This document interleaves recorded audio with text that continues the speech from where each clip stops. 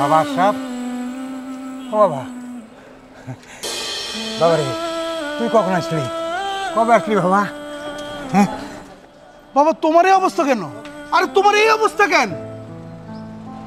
তুমি তুমি রিক্সা চালাইতেছো? রিক্সা? আরে আমি বিদেশ থেকে এসে আমি এটা কি দেখতেছি বাবা? আমার মাথা তো আকাশ ভেঙে পড়তেছে। আমি এটা কি দেখতেছি বাবা? কি দেখতেছি আমি এটা? বাপরে, তোর ছোট ভাই আর তার বউ, তোর ছোট ভাই আর তার বউ দুইজন আমার উপর ভীষণ অত্যাচার করছে। প্রতিনিয়ত প্রতিনিয়ত মারধর করছে, অপমান অপদস্থ করছে, ঠিক মতো খাইতে দেয় নাই, বাড়ি থেকে বাইর করে দিছে। তাই দুইটা ডাল ভাত খাওয়া পয়সা থাকার জন্য এই রিক্সা চালানোর কামটা পয়সা নিয়েছি রে বাপ। আমার তো পয়সা চাইতে।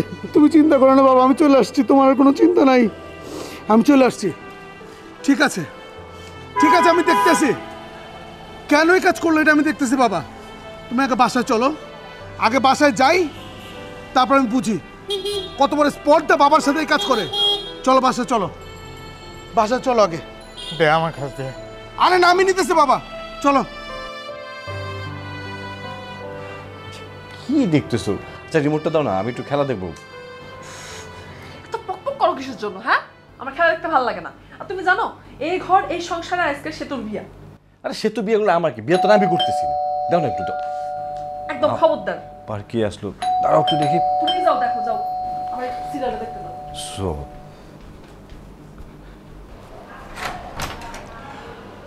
ভাইয়া তুমি কখন কিভাবে, আরে বলে কই আসবে না? আসো আসো আসো আসো।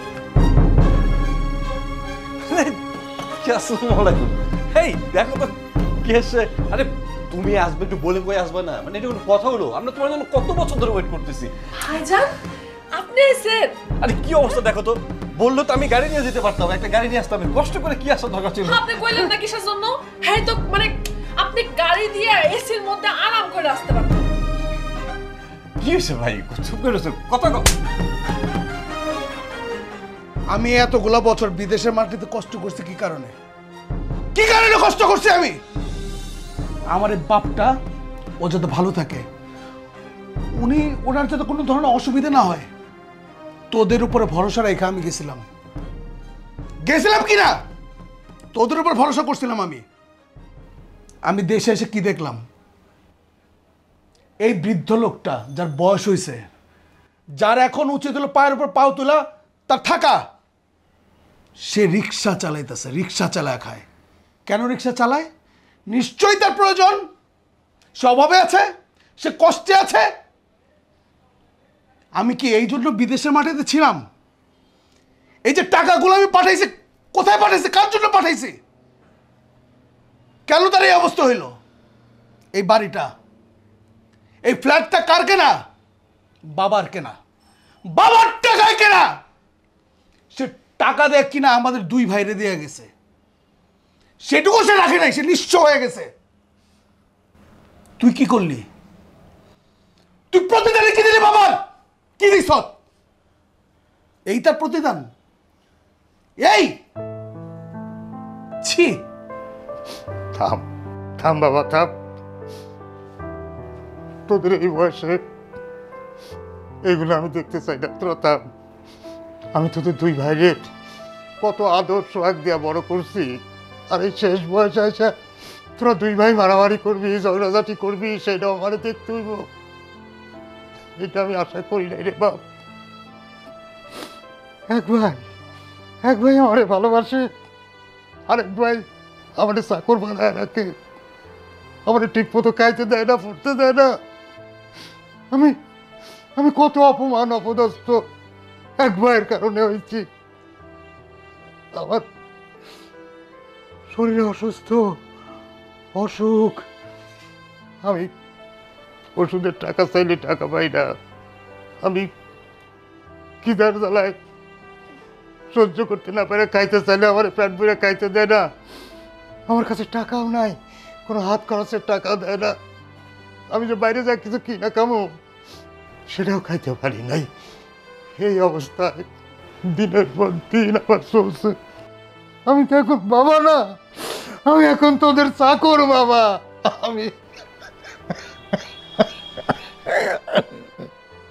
আমার আমার সত্যি তোদেরকে করে ফেলতে ইচ্ছে করতেছে। আমার আমার মাথাটা এত রক্ত চড়তেছে যে আমি আমি আমি আমি কি করবো আমি নিজে জানি না। না না, এগুলা করার দরকার নেই বাবা।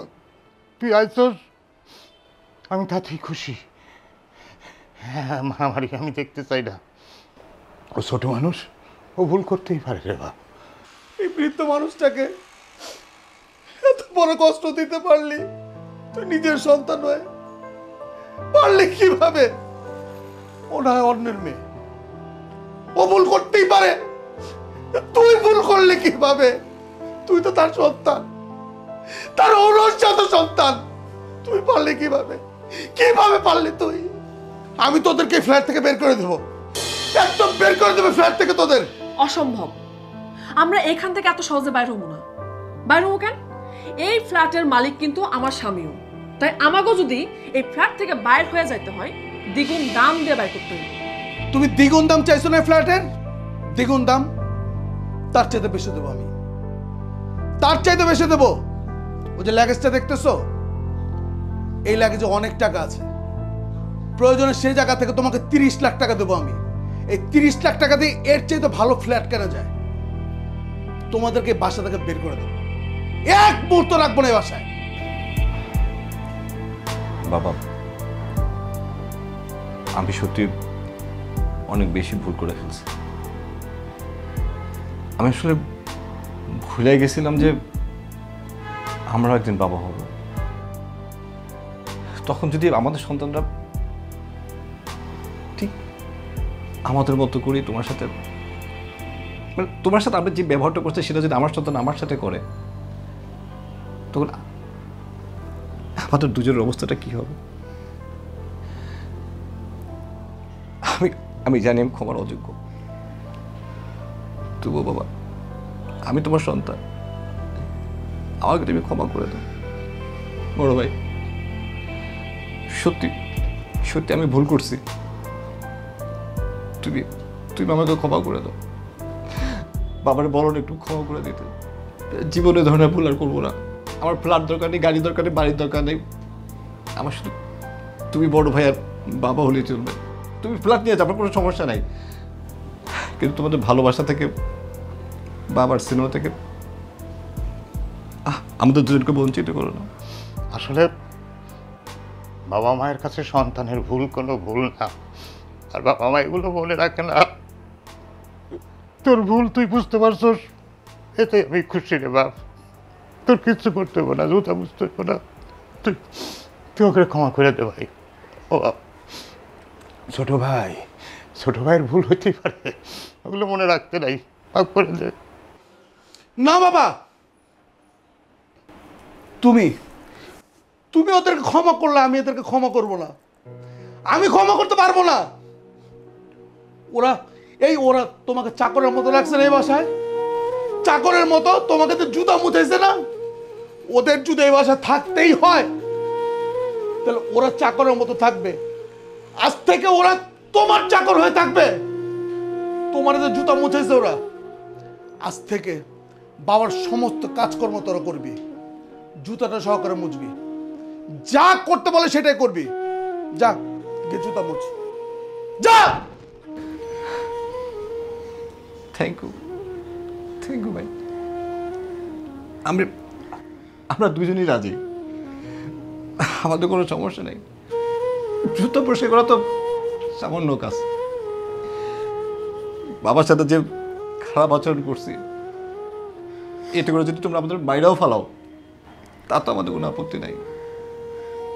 সব কাজ করবো, সব। তোমাদের দুজনের কোনো কাজই করতে হবে না। আমি অফিস করবো, অফিস থেকে এসে বাসার সব কাজ করবো, ওর সব কাজ করবে, করবে না? আমারও ক্ষমা করে দিন, আমিও ভুল করে ফেলছি। আসলে ছোট থেকে আমার শেখানোর কেউ ছিল না, একা একা বড় হয়েছে তো, আব্বারে কাছে পাইনি, এজন্য বুঝিনি আম্মা কি হয় আব্বা কি হয়। আমি ভুল করছি, আমারে ক্ষমা করে দেন আব্বা। চলো বাবার জুতো নিয়ে আসি। না বাবা, বাবা, তোমার কষ্ট হবে না, আমি চলে আসছি না। তুমি এখন আর কোনো কষ্ট করবে না, আমি আছি বাবা। বাবা কোনগুলা পড়বেন বাবা? থাক থাক থাক থাক বাবা। না না না বাবা, জুতা বুঝতে হবে না। সবাই আমরা মিলামিশা বাড়িতে থাকবো, এটাই আমার প্রত্যাশা। ভাই ক্ষমা করে দিও। তুই তো আমার ছোট ভাই, ছোটরা ভুল করলে সেটা বড়রা দেখেন। ঠিক আছে ভাই। তাহলে আব্বা আমি বুঝতে দিই। না মা, বৌমা থাক থাক বৌমা থাক। তোমরা তোমাদের ভুল বুঝতে পারছো, এতেই আমি মনে শান্তি পাইছি। চলো ভিতরে যাই।